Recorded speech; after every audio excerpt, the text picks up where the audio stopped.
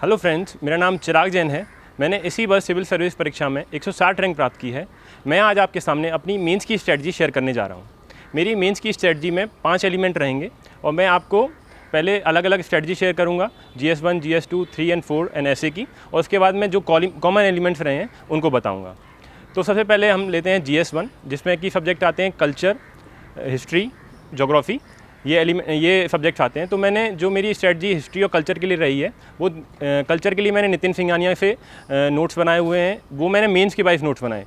अगर आप देखेंगे प्रीलिम्स तो आप उसमें फैक्ट नोट्स बनाते हैं, जबकि जब आप मेंस देखेंगे तो आप उसमें मेंस के वाइज नोट्स बनाएंगे। जैसे कि आप आर्किटेक्चर के फीचर्स लिखेंगे, आप उसमें डिफरेंट जो फोक पेंटिंग्स हैं उनके एलिमेंट्स लिखेंगे, जो कॉमन एलिमेंट्स रहते हैं। इसलिए आपके मेंस की नोट प्रीलिम्स की नोट से डिफ़र करेंगे। तो इस वाइज मैंने कल्चर के थोड़े नोट्स बनाए। मैंने हिस्ट्री के अपने प्रीलिम्स के जो नोट्स बनाए थे वही मैंने रेफ़र किए इसमें मेंस की प्रिपरेशन के लिए। ज्योग्राफी के लिए मैंने क्योंकि मेरा ये ऑप्शनल था, मैंने इसके लिए अलग से कोई नोट्स नहीं बनाए हैं। ऑप्शनल के ही नोट्स ही ओवरऑल रिवाइज़ किए हैं, जिससे कि मेरे को इसमें हेल्प मिली। इसके बाद मैंने जो GS2 और GS3 के नोट्स बनाए हैं वो मैंने UPSC के सिलेबस के पॉइंट्स देखकर नोट्स बनाए हैं, क्योंकि मेजरली फोकस तो UPSC का अभी करंट की न्यूज़ पे ही रहता है, उसके बेसिस पे ही क्वेश्चन आते हैं। तो मैंने स्टैटिक पार्ट की प्रिपरेशन के लिए UPSC के जो सिलेबस में पॉइंट्स दिए हैं उनके नोट्स बनाए हैं। अभी आप देखेंगे तो जनरली एक दो क्वेश्चन डायरेक्टली आपके सिलेबस पे आ रहे हैं। अगर आप GS2 का पेपर देखेंगे तो उसमें डायरेक्टली क्वेश्चन आ जाते हैं सिलेबस से ही। जैसे कि मुझे याद है कि एक क्वेश्चन आया था US और इंडिया के कॉन्स्टिट्यूशन में कंपैरिजन, जो कि डायरेक्टली UPSC के सिलेबस में मेंशन है। इस साल भी डेवलपमेंट NGOs के बारे में, डेवलपमेंट ग्रुप्स के बारे में एक क्वेश्चन आया मेंस में GS2 के पेपर में, जो कि डायरेक्टली सिलेबस में मेंशन है। तो मैंने GS2 के लिए और GS3 के लिए डायरेक्टली सिलेबस वाइज नोट्स बनाए हैं, जिसके लिए मैंने विजन IAS के वैल्यू एडिशन मटेरियल को जनरली रेफ़र किया था, और उसके लिए मैंने स्टैटिक की प्रिपरेशन इससे की थी मैंने। इसके अलावा मैंने जो दूसरे सब्जेक्ट्स हैं, लाइक इंटरनेशनल रिलेशन है GS2 का, उसके अलावा GS3 के जो हैं शंकर IAS, सिक्योरिटी, इनके लिए मैंने जनरली विजन IAS की जो मेंस 365 आती है उसको ही रेफ़र किया है, और उसको बार बार रिवाइज़ करके उससे अपने नोट्स बनाए हैं और उसको फिर रिवाइज़ किया है। एथिक्स के लिए मेरी स्ट्रेटजी जनरली थोड़ी अलग रहती थी। मैंने बहुत सारी टॉपर्स की कॉपी एनालाइज़ की, और उनमें से मैंने बहुत चीज़ें एक्सट्रैक्ट करने की कोशिश की। जैसे कि मैंने एग्जांपल बहुत सारे निकाले दूसरे की कॉपी देख के। आप किसी भी कोचिंग की वेबसाइट पे जाके उनके जो मॉक टेस्ट होते हैं कॉपर्स की सेलेक्टेड स्टूडेंट की, वो आप ले सकते हैं और उनसे आप चीज़ें एक्सट्रैक्ट कर सकते हैं। जैसे कि आप फ्लो डायग्राम निकाल सकते हैं उसमें, कि ये अगर क्वेश्चन आएगा तो मैं ये फ्लो डायग्राम यूज़ कर सकता हूँ।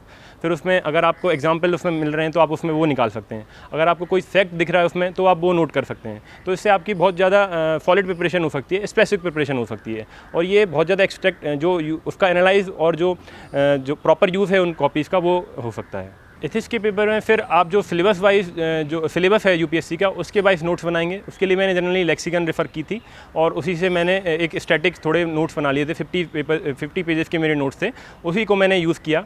उसमें आप जनरली ये याद रखें, जो भी नोट्स बनाएंगे उसमें आपके कैसे रहेंगे नोट्स, तो आप उसमें एक इंट्रोडक्शन रखेंगे, जो कि जनरली डेफिनेशन होती है, की टर्म्स की definition, like integrity, honesty, accountability, impartiality, इन सब की आप डेफिनेशन लिखेंगे उसमें। फिर उसके बाद एग्जाम्पल एक या दो उसका लिखेंगे।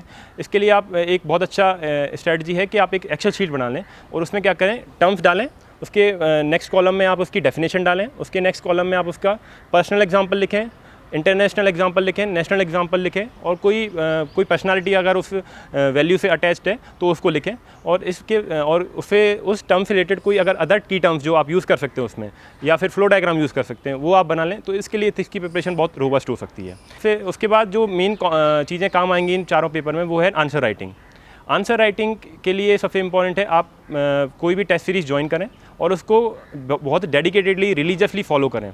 जनरली आप इसमें वहीं सेंटर पे जाके एग्ज़ाम देंगे तो वो बहुत अच्छा है, क्योंकि उसमें डिसिप्लिन रहता है, टाइमलाइन को आप अडेयर कर सकते हैं। UPSC का सबसे ज़्यादा चैलेंज जो मेंस में रहता है वो रहता है आंसर को कंप्लीट करना, पेपर को कंप्लीट करना विदिन 3 आवर्स। तो इसके लिए आपको ज़रूरी है बहुत ज़्यादा प्रैक्टिस करने की। जब आप प्रैक्टिस करेंगे तो आपको समझ में आएगा कि आपकी कहाँ कमियाँ हैं, वो आप उस पर सुधार कर सकते हैं। 3 आवर में कंप्लीट करने के लिए पेपर को आपको ज़रूरी है कंटेंट याद होना, और कंटेंट याद होने के लिए ज़रूरी है नोट्स बनाना और उनको अच्छे से रिवाइज़ करना। अगर आप रिवीजन बहुत रोबस्ट होगा तो आपकी चीज़ें बहुत जल्दी आपको याद आएंगी, और आप 3 आवर में अपने पेपर को कंप्लीट कर सकते हैं। तो आप आंसर राइटिंग के टाइम इंपॉर्टेंट है कि आपको 3 आवर में कंप्लीट हो। उसके लिए आपको नोट्स मेकिंग और रिवीजन पे बहुत इंपॉर्टेंट फोकस करना है। नाउ मैं आपको बताना चाहूँगा अपनी मेरी एक इम्पॉर्टेंट एलिमेंट ऑफ स्ट्रेटजी, जो कि मैं आपको शॉर्ट में बताना चाहूँगा यूपीएससी पीएनआर की फॉर्म में। यूपीएससी पीएनआर का मतलब है you means UPSC, P means previous years paper of UPSC, जो आपको एनालाइज करने हैं और आपको समझना है कि उसमें डिमांड क्या है यूपीएससी की, जिससे आपको रिवीजन के टाइम और नोट्स मेकिंग के टाइम बहुत हेल्प मिलेगी। उसके अलावा S means syllabus of UPSC. Syllabus इसलिए इंपॉर्टेंट है क्योंकि स्टैटिक के जो आप नोट्स प्रिपेयर करेंगे वो आप यूपीएससी के सिलेबस वाइज प्रिपेयर करेंगे। तो उसके बाद C means copies of selected candidate, जो आपको मैंने पहले बताया कि आप किसी भी कोचिंग की मटेरियल में कोचिंग की वेबसाइट पे जाके टॉपर्स कॉपी देख सकते हैं और उसमें से एनालाइज कर सकते हैं, बहुत सारा कंटेंट एक्सट्रैक्ट भी कर सकते हैं। नाउ आता है PNR. PNR means, P means practice mock test. बहुत इंपॉर्टेंट है मॉक टेस्ट, प्रीलिम्स के लिए और मेंस के लिए बहुत, दोनों के लिए बहुत इंपॉर्टेंट है। इससे ही आपको अपनी कमियां समझ में आती हैं और आपको कहाँ सुधार करना है वो आपको समझ में आता है। उसके बाद एन है नोट्स मेकिंग एंड आर है रिवीजन, जो सबसे इंपॉर्टेंट एलिमेंट है स्ट्रेटजी के। नाउ मैं आपके सामने एक थोड़ा सा ऐसे के बारे में बताना चाहूँगा।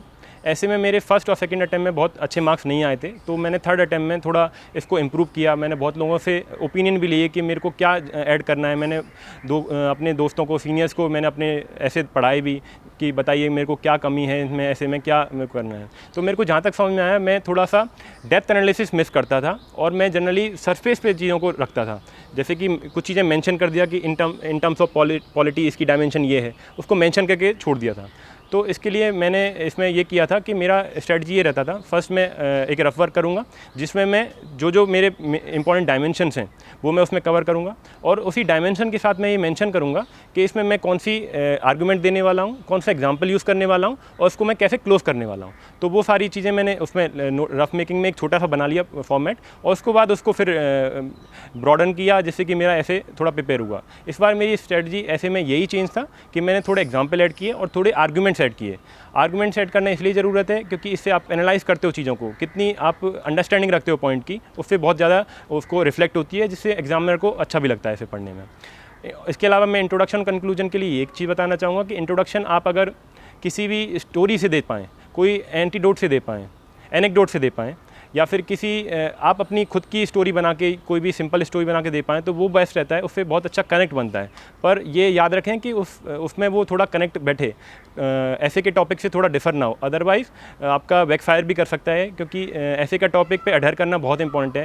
यूपीएससी ने ऐसे की गाइडलाइन में ये लिखा हुआ है कि आपको स्टिक करना है अपने टॉपिक पे। उसका कंक्लूजन में आपको एक थोड़ा सा ऑप्टिमिस्टिक और पॉजिटिव व्यू रखना है, और कहीं ना कहीं इंट्रोडक्शन से कनेक्ट करता हुआ अगर आप कंक्लूजन देंगे तो वो उसको होलिस्टिकली कवर करेगा। ये आपके लिए ऐसे की स्ट्रेटजी होगी। फाइनली मैं ये कहना चाहूँगा कि इस एग्ज़ाम में बहुत अनप्रेडिक्टेबिलिटी रहती है, बहुत ज़्यादा लोग बोलते हैं कि बहुत ज़्यादा चीज़ें आ सकती हैं, कुछ भी पूछ सकते हैं। तो मेरे अकॉर्डिंग आप अपनी प्रिपरेशन को जितना सिंपल रखेंगे, जितने सोर्सेज को कम रखेंगे और रिवीजन ज़्यादा रखेंगे, उतना आपकी प्रिपरेशन में फ़ायदा होगा। फाइनली मैं ये बोलना चाहता हूँ कि मैं इसमें आप थोड़ा सा पेशेंस रखने की बहुत ज़रूरत है, क्योंकि आप देखेंगे मेरे तीनों अटैम्प्ट के मेंस के मार्क्स देखेंगे तो कंटिन्यूस इंप्रूवमेंट मुझे दिखा था, और जो कि मेरे लिए मोटिवेशन का बहुत इंपॉर्टेंट फैक्टर था। मैंने देखा कि मेरे GS2 के मार्क्स कंटिन्यूसली इंप्रूव हुए, GS3 के मार्क्स इंप्रूव हुए, GS1 में भी मेरे मार्क्स इंप्रूव हुए, और होपफुली इस साल ऐसे में भी शायद इंप्रूव हुए होंगे। तो कहीं ना कहीं आपको इसमें पेशेंस रखने की ज़रूरत है, कंटिन्यूसली प्रैक्टिस करने की ज़रूरत है, जिससे कि आप अपने मार्क्स को इंप्रूव कर पाएंगे। फाइनली क्योंकि 2025 मार्क्स का टोटल पेपर होता है, जिसमें कि मेजॉरिटी ऑफ मार्क्स मेंस के होते हैं, तो आप अगर जितनी अच्छी प्रिपरेशन मेंस की रखेंगे उतना ही आपकी प्रेडिक्टेबिलिटी रहती है रैंक लाने की, क्योंकि इंटरव्यू में बहुत चीज़ें अनप्रेडिक्टेबल हो जाती हैं। कभी कभी कुछ भी उसमें जो अनप्रेडिक्टेबल फैक्टर्स हैं वो रोल प्ले करते हैं। तो आप अपनी मेंस की प्रिपरेशन को रोबस्ट रखें, और आप अगर पेशेंस और हार्डवर्क करेंगे तो होपफुली आप भी इस लिस्ट में आ सकते हैं। धन्यवाद।